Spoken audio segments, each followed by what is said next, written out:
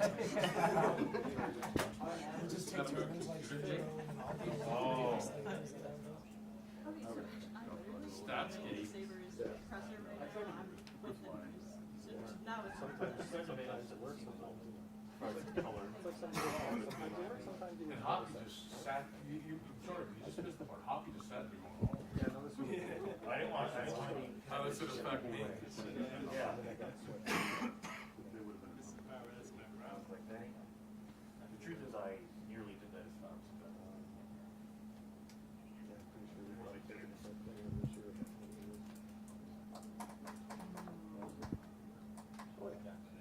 Yeah, well, he had good things to say.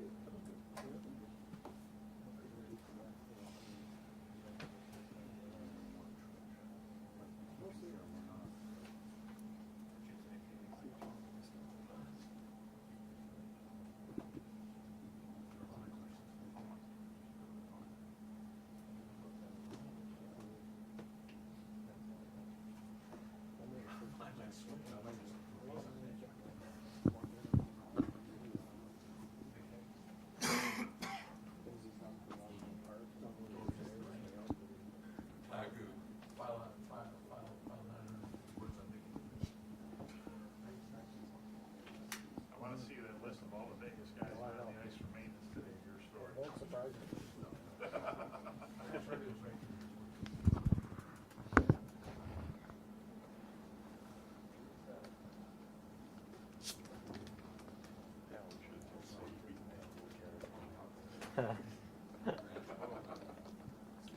It's the big return to Buffalo. Yeah. So obviously the first one, Hey, Braden Harrington. McNabb in there too while you're at it. Harrington.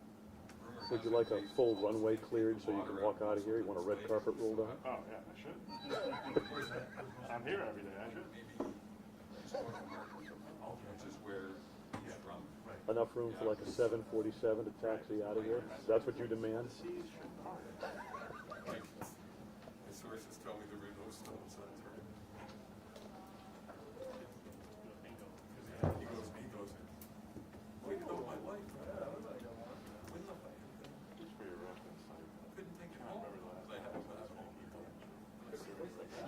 any played in Yes, this they are. Played all GM, three shifts, he NFC, scored on one. If this franchise ever made The first one. either a conference That final was or a Stanley Cup amazing. Like, final, I think he scored on his first, and it was Well, we like could some do it at the end of the following, spectacular. NCAA area. right, you'd have to use the, right.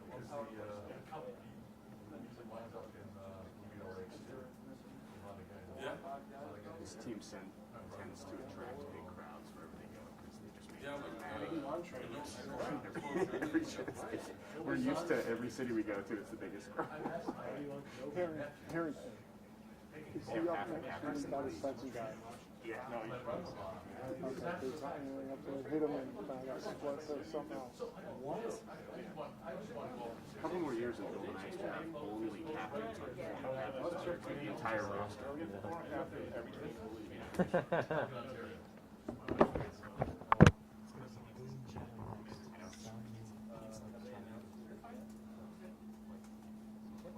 That Eichel situation, there's like 6 of them on this team.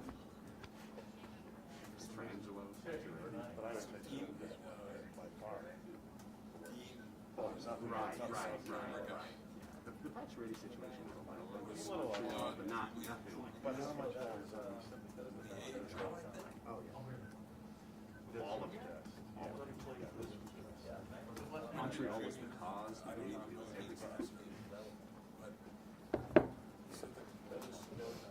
Pregame meal was pasta with nothing.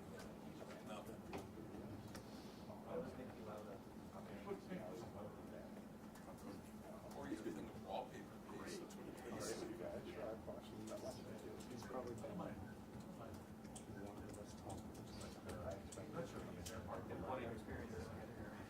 It was funny, they lost the other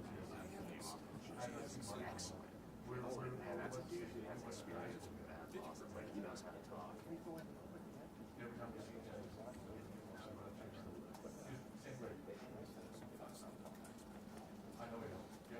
Dean Willard, it was in,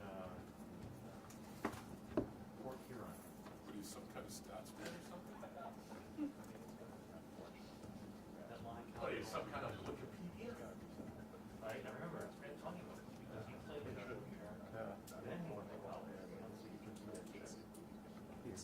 seems like every comment on my thing has just been, and I get barely any of it. for So I me just- it's like 50-50. And like I get more Buffalo comments because like he can retweet me, so all the Buffalo followers see. And I'd say it's about 50-50 people like that are like happy for him and want him to have success, and then the other half I've seen want nothing. nothing. I've seen nothing but.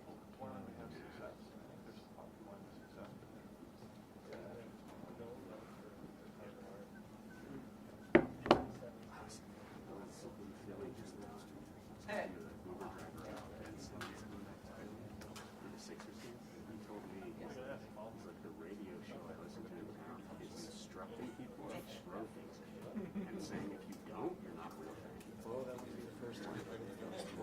Philadelphia. Oh, crap. They were booing last night. I was telling our Philly writer, Charles, there had more booing in this movie tonight than I had in Vegas in 5 years. They were winning 2-0.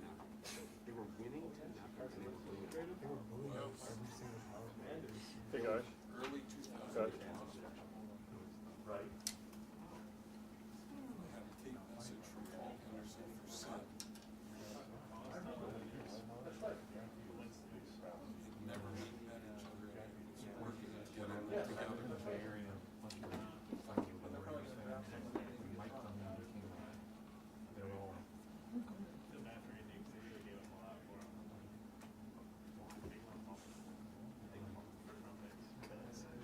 So we driving your game and it's like that's not a Trading for WGRZ. Oh, was it? It wasn't Says just we're my talking about friends, June? it was the entire group. It's on June?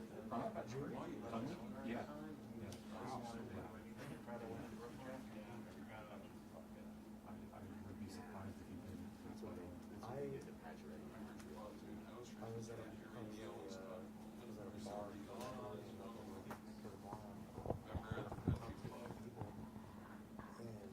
And there was a small service.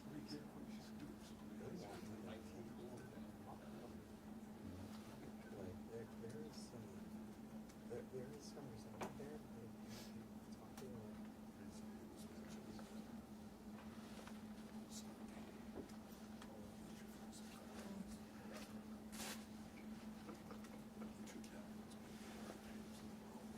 well, This contract does not sound like Good TV.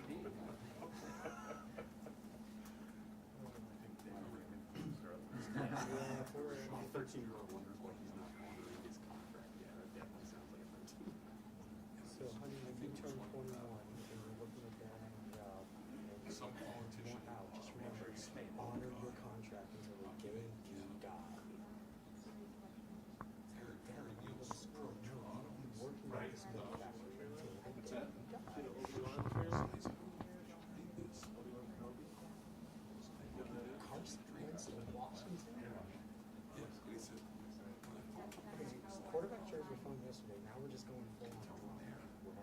Carson Wentz just got traded to Washington. You can kiss my purple. That was one that the experts got right up in here. You're wondering if you can run that? Oh, your editor saved the front page for that. You can't give up on I something. was gonna say, I don't think. So long. Harry's so much around like Simmons did it.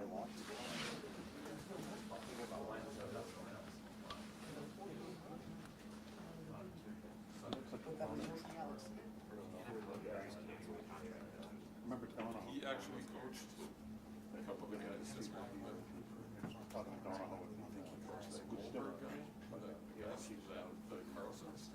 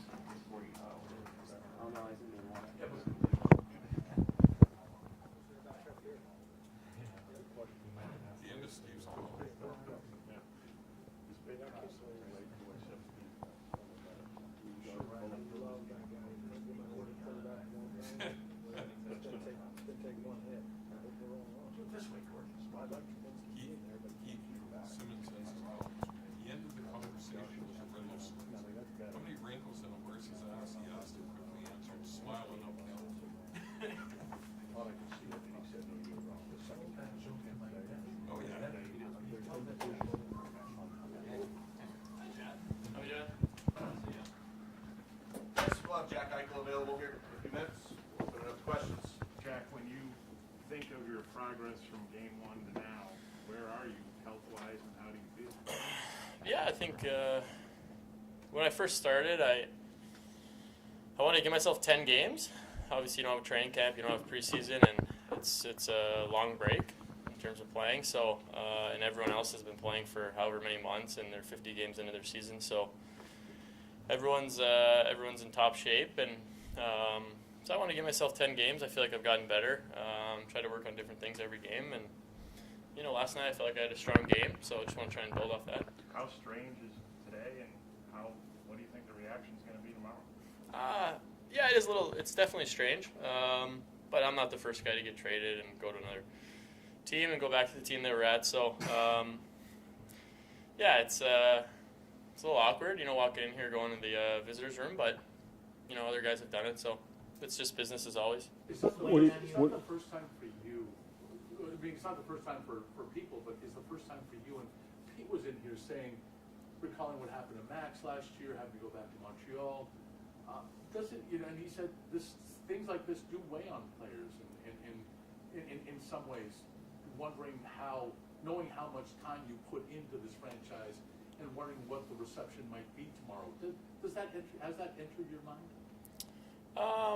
Yeah, I mean, you obviously you have those thoughts. You think about what sort of reception you're going to get, but I can't control that. I feel like I gave everything I had while I was here, my time in Buffalo, to the organization and to the community. So, I'm at peace with all that, and whatever the reception is, I'll be able to handle it. It's it's hockey, and when the puck drops, you get a shift under your belt. I think it just becomes a game. Do you have? No bitterness, nope, none whatsoever. I had a phenomenal time here in Buffalo. Lived out a childhood dream, playing my first NHL game.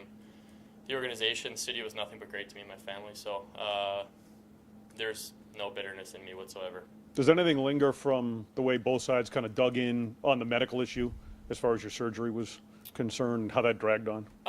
No, listen, there's a disagreement in medical, and they're doctors. I'm not. I just seeked out my own, opinions, and I felt more comfortable going one way. The team felt more comfortable another way, and we disagreed, and things played out the way they did, and obviously I was moved and was able to get the surgery I wanted, and here I am healthy playing hockey again, and that's just I'm just happy to be doing that. Jack, you mentioned it a couple times, including the interview with Emily, about the captaincy. I guess I'm a little confused. It's understandable you'd be hurt by it, but you asked to be traded for very valid reasons.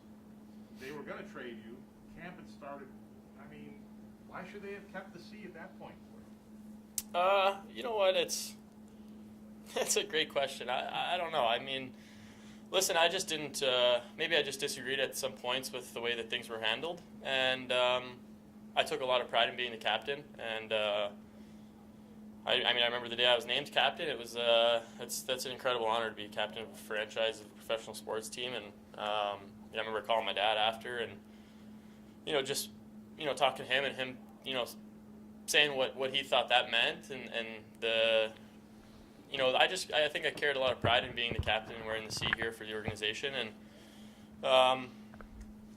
maybe I just disagreed with some things that went on through the process, and I don't think anybody would be happy with getting the C taken away from them, and I was no different.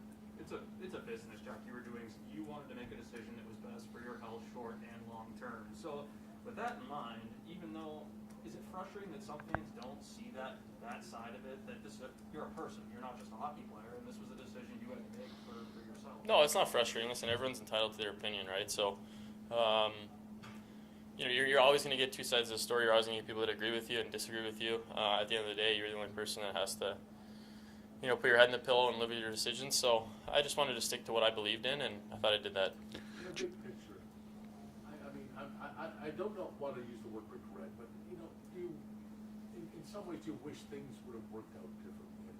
There was success here. Oh, of course. Yeah, of course. I mean, that this city gave me so much. The organization gave me so much. So,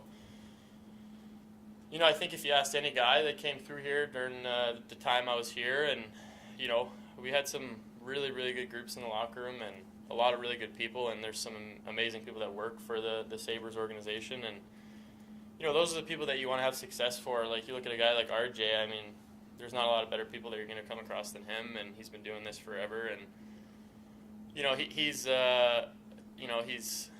when you think of the Sabres, you kind of think of him, and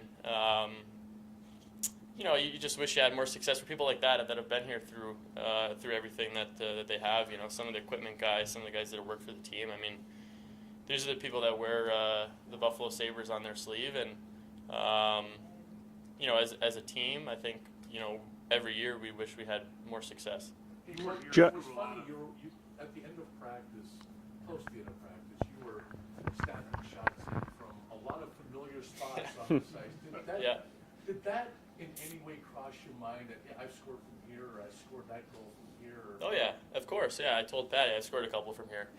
Yeah. No, I mean, yeah, of course you get out on the ice, and this is a place I spent a lot of time, and yeah, I mean, I've had a lot of great memories in this building. So whenever you come into a place like that, I think you automatically just start trickling down memory lane. Jack, there were a lot of decisions that were made here that were beyond your control that affected this franchise. But as you reflect on your time here, do you ever think about anything that you might have done differently as captain of this team? I think it's always easy to sit here now, look back, and say, I wish I would have done things differently. But I mean, you look at it, you're 20, 21, 22 years old, you get named captain, you're still trying to figure your way a little bit, and obviously you have that, that extra, it's not a burden, it's a privilege, but there's a lot that comes with being the captain. And yeah, of course, I think now at 25 years old, I think I've learned a lot more, and I'd probably do a better job now than I did then, but the one thing I always tried to do when I was the captain was just be myself, and I still try to do that now. Try not to do anything differently, letter, no letter. Just try to be myself every day, work hard, try and set an example on the ice. I guess my follow to that would be, to what degree, as the former captain of this franchise and of this team, do you hold yourself accountable and responsible for the lack of success? Oh, of course, you have to. I think every guy has to look in the mirror, myself included. I was the captain and the leader of the group, and we didn't have enough success, so of course a lot of that falls on my shoulders. When you look back, Jack, how difficult is it to be an 18-year-old kid and be thrust into the position of being the face of a franchise? Yeah, I don't really look at it like that. Yeah, a lot of pressure comes. You go to a team that is looking for success, has had success in the past, is looking to rekindle that, and is in the midst of a, you want to call it a rebuild. Or we had a lot of older guys on our team the first few years, and yeah, I mean, but I think when I look back at my time as an 18-year-old, I mean, I was living at Matt's house.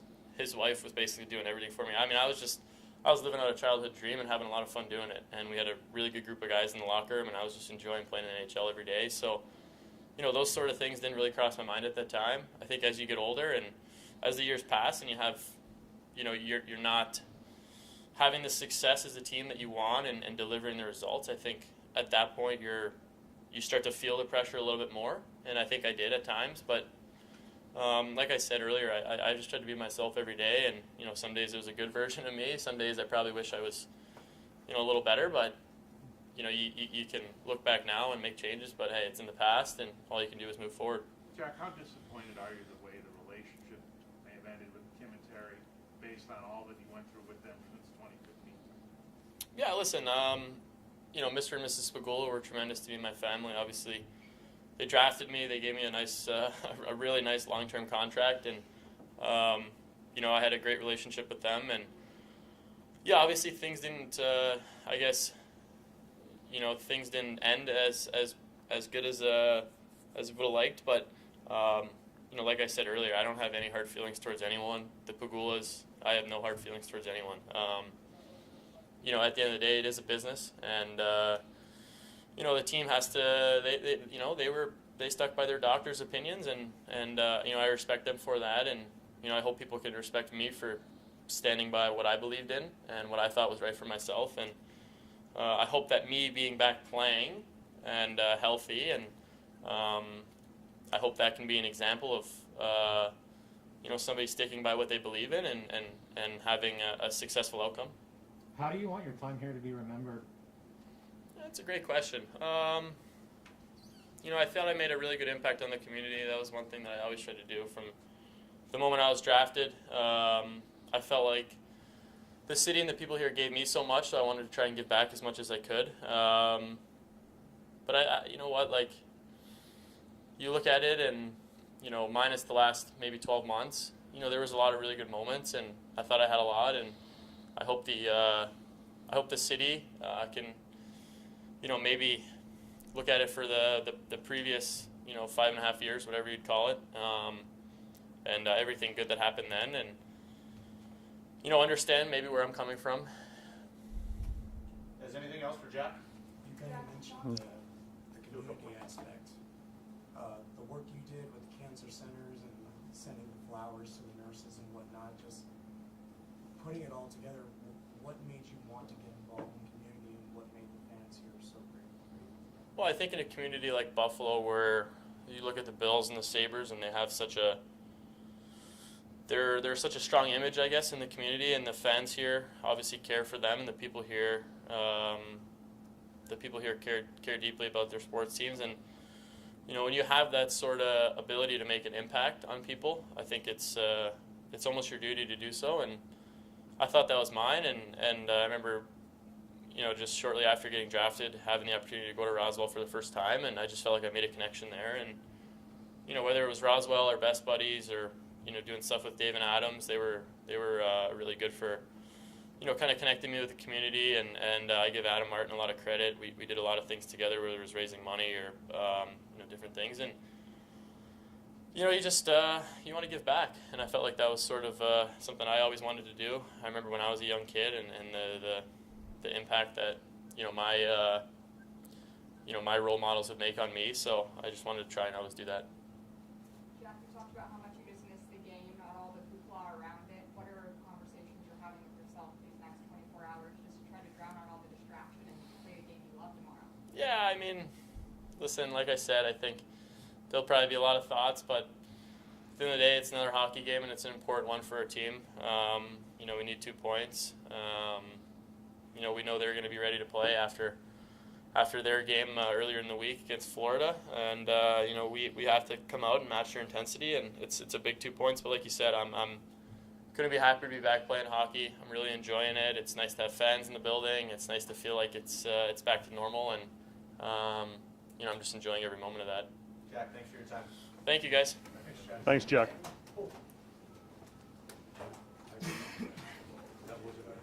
That was